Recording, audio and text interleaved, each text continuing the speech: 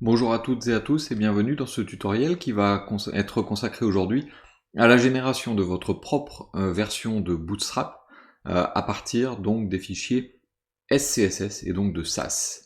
Donc les prérequis pour pouvoir utiliser les informations de ce tutoriel sont d'avoir un logiciel de compilation SAS, donc moi j'utiliserai le Live SAS Compiler de Visual Studio Code, et donc de connaître un petit peu aussi le fonctionnement du langage SAS. Il y a une vidéo à ce sujet qui a été faite il y a quelques mois. Dans notre projet, nous avons pour l'instant uniquement un fichier HTML dans lequel j'ai chargé quelques composants de Bootstrap, et donc ce fichier HTML, une fois chargé, vous voyez, pour l'instant ça ne donne pas grand chose puisque on n'a pas du tout de Bootstrap qui a été chargé. Ce que je vais faire également, donc, je vais charger le CSS de Bootstrap. Je ne me suis pas embêté avec le JS parce qu'on va pas traiter le JS aujourd'hui. Donc j'ai chargé le CSS de Bootstrap qui pour l'instant n'existe pas à l'intérieur de notre projet. On va justement faire en sorte de le générer. Et j'ai un dossier donc qui s'appelle SCSS. Et dans ce dossier SCSS, on va aller chercher les sources de Bootstrap non compilées. Donc pour commencer, je vais aller sur le site de Bootstrap, je vais prendre l'option Download, et là donc j'ai une première partie de fichiers compilés, et en fait moi je vais prendre les fichiers non compilés qui sont dans la partie Source Files, et donc je vais prendre le bouton Download Source, que je vais ouvrir directement, et donc ce que ça me donne ce fichier Bootstrap 453, et au niveau donc du Bootstrap 453, vous avez directement ici un dossier avec pas mal de fichiers hein, au final. Il y a les fichiers JS, donc le fichier distribué directement, et vous avez les fichiers SCSS, qui sont donc les fichiers qui vont nous intéresser, qui sont toutes les sources CSS de Bootstrap. Donc je vais prendre ce dossier SCSS, je vais le copier, et je vais aller directement dans mon projet le coller, tout simplement. Ce qui va faire que dans Visual Studio Code, je vais directement voir apparaître dans mon dossier SCSS, voilà, toutes les sources de Bootstrap, qui sont un certain nombre de fichiers en fait. Donc tous ces fichiers, alerte, badge et autres, donc sont les fichiers des composants et des différentes fonctionnalités de base de Bootstrap. Et vous avez donc le fichier générique qui est bootstrap.css, vous avez un fichier qui s'appelle bootstrap reboot, et vous avez un fichier qui s'appelle bootstrap grid, qui sont en fait des fichiers qui ne font qu'importer les autres. Et donc bootstrap grid par exemple importe uniquement tout ce qui est sur la création de la grille. Bootstrap reboot ne fait qu'importer les fonctionnalités de reset en fait, hein, c'est un normalize, hein, le normalize de chez Nicolas, hein, qui a été un petit peu personnalisé. Et vous avez SCSS pardon, qui contient en fait tout Bootstrap. Donc là, ce qu'on va faire, nous, on va pas toucher à ces fichiers particulièrement, mais on va recompiler en fait Bootstrap. Et d'ailleurs, si je lance avec le bouton ici en bas, Watch SAS, si je lance donc la compilation, j'ai mon dossier CSS qui apparaît, et une fois que tout va être compilé, les fichiers vont apparaître, et voilà, donc j'ai les fichiers donc bootstrap grid, bootstrap reset, reboot pardon, et bootstrap.css qui sont en train d'être compilés.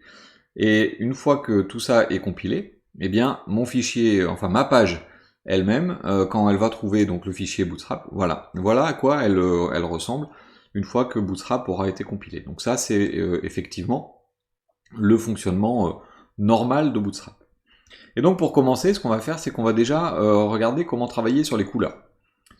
J'ai mis, donc ça c'est la couleur primary, là c'est la couleur secondary, là c'est la couleur success. On pourrait avoir plein d'autres couleurs, hein.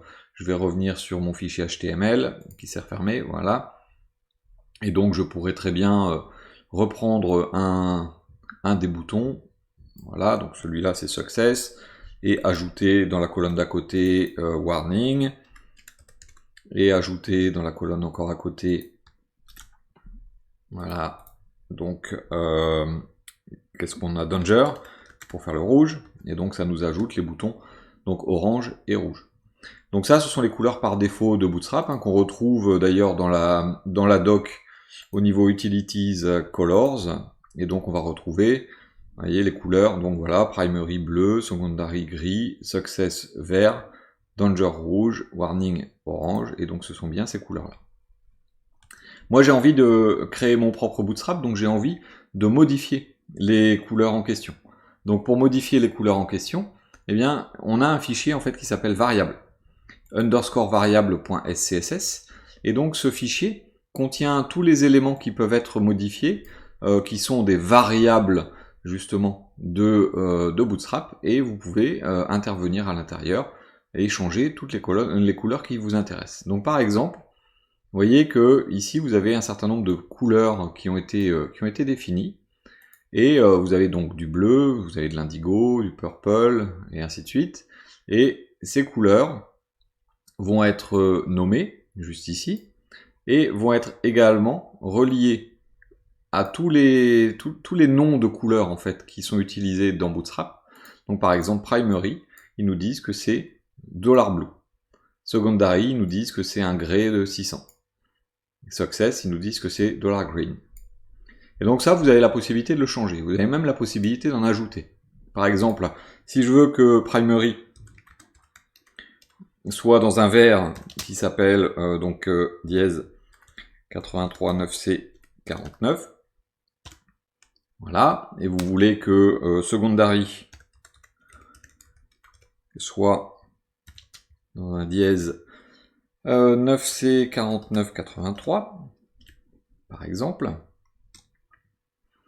et bien là, vous allez avoir défini deux nouveaux noms de couleurs, et imaginons que ça, vous souhaitiez l'avoir justement en primary et en secondary, et bien au lieu de $primary, $blue, ici, bah, vous laissez $primary et $secondary ici, vous les commentez ou vous les supprimez directement. Ou alors on aurait pu mettre directement ici les noms en fait des couleurs. Et donc à la compilation, une fois que c'est recompilé, donc là il m'a compilé ou il m'a pas compilé? J'ai peut-être une erreur quelque part. Non, c'est bon. Donc il faut le temps que ça recompile. On va quand même vérifier. J'ai peut-être pas regardé jusqu'en bas. Ouais, ici c'est bon, ça compile. Donc il faut juste le temps que ça recharge au niveau de mon live server. Voilà, et donc j'ai bien mon vert et mon rose qui ont été mis directement à la place de primary. Et vous avez également l'alerte qui était bleue tout à l'heure ici, qui est passée en couleur primary, c'est-à-dire le vert que j'ai demandé. Donc vous avez bien sûr la possibilité de changer pas mal de choses, hein. Par exemple le vert qui est ici, vous le trouvez trop clair, trop foncé, eh bien vous pouvez le modifier. Et donc par exemple on le veut plus foncé, eh bien là je le fais plus foncé, et on va voir changer directement le vert à ce niveau-là. Donc c'est en train de recharger le temps que ça compile. Alors la compilation selon les machines peut prendre un peu de temps parce qu'il y a quand même pas mal de fichiers à recompiler. Donc moi ça, comme j'ai pas filtré, je recompile systématiquement tout à chaque sauvegarde. Donc il est possible que ça prenne un tout petit peu de temps. Mais donc le vert en question après la compilation, s'il veut bien recompiler, oui, j'ai pas eu d'erreur, non. Donc c'est juste qu'il avait pas rechargé. Donc le vert, ah tiens, mon success il est un petit peu foncé maintenant hein, quand même. Donc j'ai mis un vert un peu trop foncé, et bien je peux aller le rechanger et dire bon bah non finalement je veux celui-là. Donc là ça recompile et le bouton vert donc en question va apparaître beaucoup plus clair. Donc vous pouvez comme ça modifier déjà les couleurs à votre goût et donc faire votre propre thème de couleurs en fonction de ce qui vous intéresse. Bon, s'il n'y avait que ça, ce serait pas vraiment très intéressant. Donc ce qu'on peut faire, c'est descendre encore un petit peu et aller regarder différentes variables qui peuvent exister. Et donc on a par exemple les variables de spacing. Donc je sais pas si vous êtes allé voir dans la documentation, hein, donc sur les utilities spacing, on a dans la documentation les M et les P, donc pour faire margin padding, puis on a top, bottom, left, right, X, Y, et après on a des tailles ici. Ces tailles ont une valeur de spacer multipliée par une certaine valeur. Eh bien, ça s'arrête à 3. Donc ça veut dire que vous pouvez faire MT3, ça fera margin top, MT5, pardon, ça s'arrête à 5, MT5, ça fera margin top de 48 pixels, puisque spacer par défaut est à 16. Donc 3 x 16, 48. Eh bien, vous pouvez en ajouter un en disant par exemple, virgule, 6, 2 points, et lui dire que vous voulez $spacer multiplié par, disons, par 5 par exemple, ça fera donc 16 pixels multiplié par 5, ça fera 80. Hein. Eh bien, en mettant ceci, et à la recompilation, dans le fichier de Bootstrap, on aura la possibilité, maintenant, je vais le refaire dans mon HTML, par exemple, de mettre sur mon container ici, un mt-6, qui fera un margin top correspondant à 80 pixels. Donc j'ai ici un margin, qui n'existe pas hein, dans la documentation, je vois le mt6, et on a bien ici, margin top, 5 rem, donc c'est x5, sachant que mon spacer fait 1 rem, donc x5, ça fait bien 5 rem. Donc on a la possibilité d'ajouter ce genre de choses, et donc ça nous a créé des lignes hein, en fait au niveau du fichier CSS, et donc on a par exemple, si je fais une recherche de mt-6, donc on a, vous voyez, un m-6, un mt-my, mr, mx, donc il nous a fait toute la série en 6, en taille 6. Donc c'est quelque chose qui peut être vraiment très très intéressant à ajouter. Une autre chose qui peut être intéressante à ajouter, vous avez des variables en fait qui servent à faire des with 25% par exemple ou ace 50%, et vous pourriez souhaiter avoir 20%. Eh bien vous pouvez ajouter entre 25 et 50, non pardon 20 c'est avant, donc avant 25 vous pourriez ajouter 20, 20%. Hop. Et ça veut dire que maintenant, vous pourriez très bien donner sur un élément, quel qu'il soit. Donc par exemple, sur mon alerte, qui va être, hop là, je l'ai mise là, alerte, ici, je peux mettre un W-20,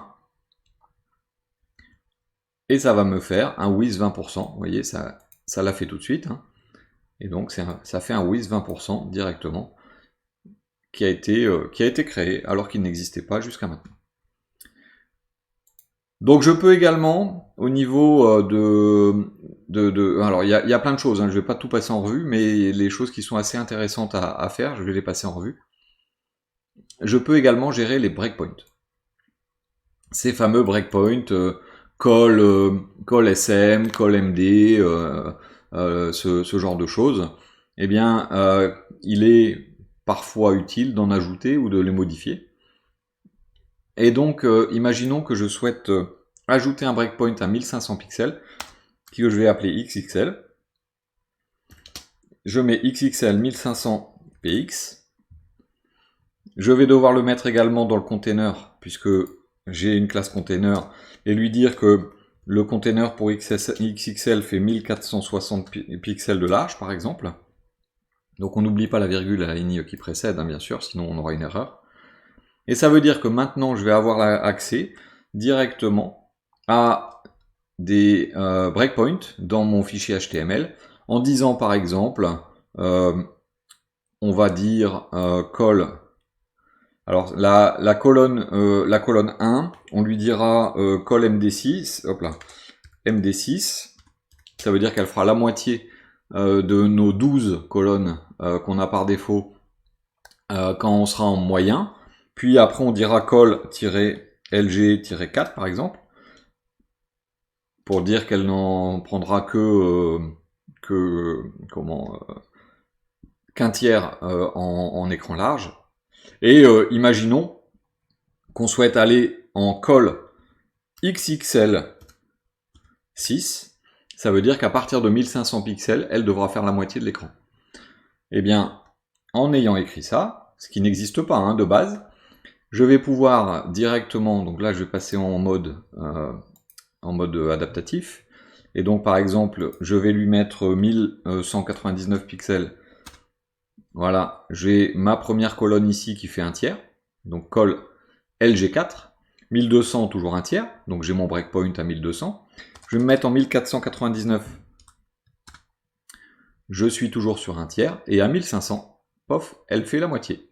Donc elle a bien reconnu le fameux col XXL qui n'existait pas jusqu'à maintenant, et un col XXL 6 fait 50% de la largeur de ma grille. Donc j'ai ajouté assez simplement un breakpoint qui n'existait pas dans Bootstrap et son container qui est également adapté, puisque là 1460 pixels, si je vais sur ma classe container, je vais retrouver un max width à 1460 pixels, et donc si je le survole, j'ai bien sur le côté gauche, là juste au-dessus à gauche de ma souris, j'ai bien 1460 pixels de large, donc ça a bien été pris en compte. Vous avez également le nombre de colonnes de la grille. Alors ça peut être intéressant pour définir différents éléments. C'est une grille de 12 colonnes, mais en fait vous pourriez sans aucun problème dire que vous voulez une grille qui en fait 18. Donc là, il me suffit d'écrire 18. Et à partir de ce moment-là, je vais pouvoir faire des colonnes jusqu'à 18. Donc là, si, voilà, c'est reparti. Donc ça s'est remis comme il faut. Donc ma première colonne ici, vous avez peut-être pas noté, mais c'est une colle 12. Et comme à côté, j'ai une colle XXL 6, eh bien, elle s'est mise juste à côté, puisqu'il y a encore la place. 6 plus 12, ça fait bien 18. Donc j'ai bien une grille maintenant qui est sur 18 unités, et donc je pourrais très bien lui dire, donc là je vais fermer l'adaptatif, je pourrais très bien lui dire, non, c'est plus une colle 12, c'est une colle 18.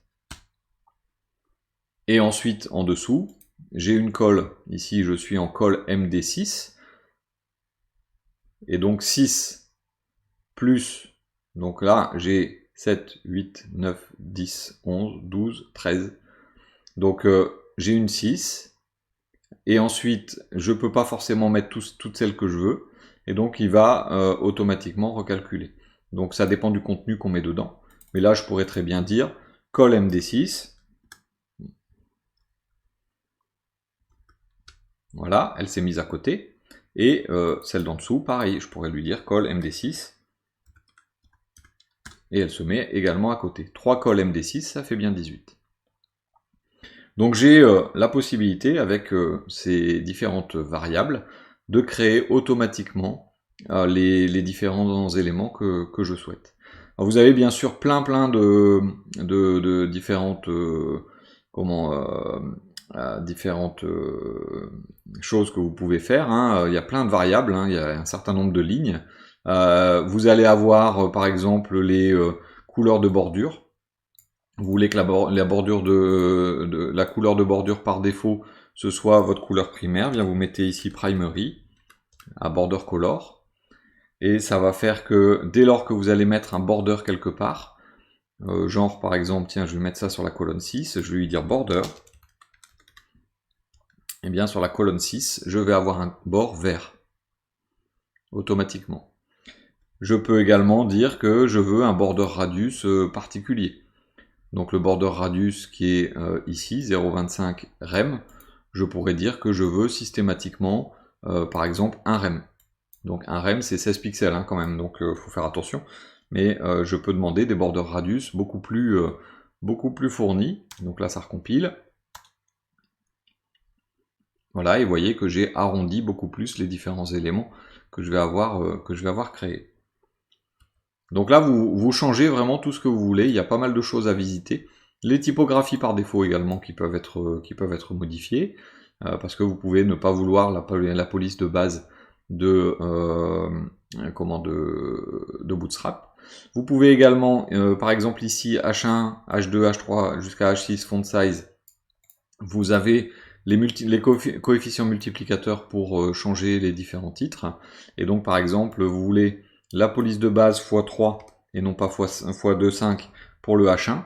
Et donc le H1 qui est ici va automatiquement changer de taille, va être un petit peu plus grand. Une fois que voilà, là on le voit pas forcément, mais on va être à 3 rem. Voilà, 3 rem, c'est ce que je viens de modifier. Donc on est bien ici x3, hein, c'est la taille de police font size base, et font size base est à 1 rem. Donc 1 rem, qui est ici, x3, ça fait bien 3 rem. Donc je ne vais pas forcément tout passer en revue, mais vous voyez qu'il y a quand même beaucoup de variables qui sont modifiables. Maintenant, on n'a pas forcément besoin que de modifier ce fichier variable. Il est également possible, donc le fichier compilé il est là, hein, donc le fichier bootstrap.css compilé à l'heure actuelle fait 12 601 lignes, et par contre le fichier d'origine de Bootstrap est là. Donc vous voyez, il n'y a pas grand chose. Mais imaginons que vous souhaitiez le modifier un petit peu et dire, bon, bah il y a des choses, franchement, j'en ai pas besoin. Par exemple, je n'utilise pas le composant card. Je n'utilise pas breadcrumb, je n'utilise pas pagination, je n'utilise pas badge, voilà, il y a des choses que vous n'utilisez pas, les toasts, les modales, eh bien vous pouvez ne pas en vouloir. Et donc là, si je supprime ça, le fichier va passer de 12 601 lignes, il va être recompilé automatiquement, hein, bien sûr, et il va passer donc de 12 601 lignes à beaucoup moins. Alors s'il n'y a pas d'erreur, on va juste c'est qu'il ne m'a pas lancé la compilation, vraisemblablement. Voilà, vous voyez, 11 719. Donc on a gagné là 1000 lignes presque, en enlevant les composants qui n'étaient pas forcément utiles. Alors bien sûr, n'enlevez pas des choses dont vous avez besoin. Par exemple, là, si j'enlève buttons, hop, si je vais voir donc la tête que vont avoir mes boutons après compilation, vous voyez, j'ai plus du tout de boutons, donc c'est pas forcément idéal d'enlever certaines parties. Hein. J'enlève la navbar, eh bien ma navbar qui est ici en haut ne va plus ressembler à rien après la compilation. Voilà à quoi elle ressemble. Donc c'est pas franchement quelque chose qui est très utile à enlever. Mais donc vous allez choisir directement dans le fichier bootstrap.scss les différents éléments que vous souhaitez personnaliser.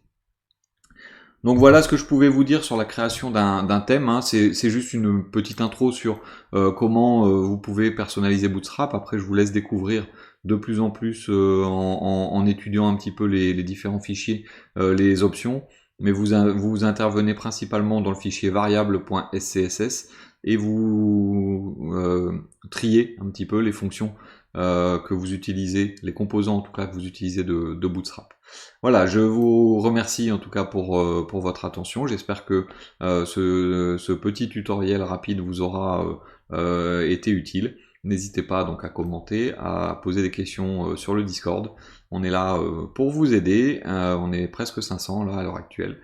Donc n'hésitez pas, vous êtes les bienvenus. Merci beaucoup pour votre fidélité et je vous dis à bientôt.